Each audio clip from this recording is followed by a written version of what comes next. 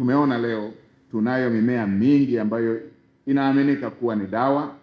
Mababu zetu walitumia mitishamba katika magonjwa mbalimbali, na kama tukifanya tafiti za kisayansi tunaendelea kugundua mimea hiyo kwamba ina nguvu ya kuweza kutumika kama tiba. Na tumeambiwa baadhi ya tafiti ambazo zimeshafanya kazi kama hiyo ya nyuki na kansa pamoja na maeneo mengine.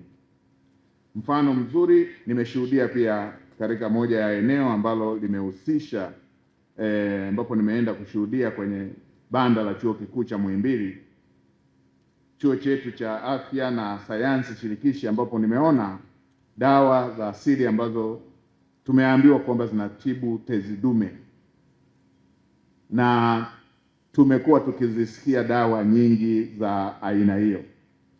Maelekezo ya serikali, wizara na taasisi zinazohusika tuendelee kufanya utafiti wa kisayansi na tukamilishe taratibu zote za kimataifa ili tuone uwezekano wa kuzizalisha dawa hizi kwa wingi na kuwa ni dawa zinazoaminika na dawa zinazoweza kutumika kwa matumizi mbalimbali hapa nchini na kuuza nje ya nchi. Mheshimiwa Waziri, kaa na wenzako wa Wizara ya Afya, lakini pamoja na Wizara ya Elimu na taasisi hizi zote, ili muweze kufuata njia zote zinazotakiwa kwa ajili ya masuala ya kiutafiti na ithibati zake, ili mwisho wa siku hizi dawa ziwe ni dawa za uhakika na dawa zinazoaminika, dawa zinazotambulika na ziweze kutumika ndani ya nchi na nje ya nchi.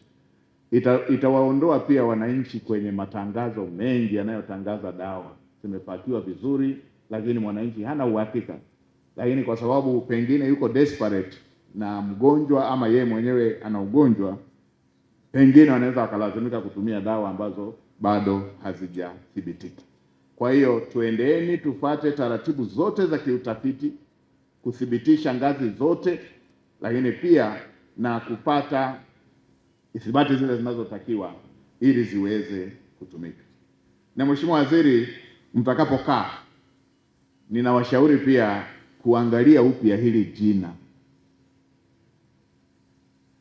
Sijui labda ni uoga wangu tu, lakini angalieni upya hili jina mnaposema dawa za asili huku zimetoka kiwandani, kwa sababu hata hizi zinazotoka nje ya nchi zimetengenezwa kwa miti pia. Panado utasema ni Panado ya Italy, lakini imetengenezwa kwa miti. Tuongeze na miti shamba zimetengenezwa kwa miti, na miti mingine wanatoa huku Afrika, na miti mingine wanatoa huku Tanga, na miti mingine wanatoa Tabora, miti mingine wanatoa Singida. Ndio utafiti zimefanyika, ndio zikatengenezwa Panado za Italy. Panado za wapi zingine? Paracetamol ya Uingereza, India, na zenyewe zinatengenezewa miti. Sasa kama dawa itakuwa ndiyo imetokana na miti, imeshatengenezwa na imetoka kiwandani, kisa inatoka Tanzania, tusiite ni dawa ya asili. Inawafanya wengine wapate ukakasi hivi.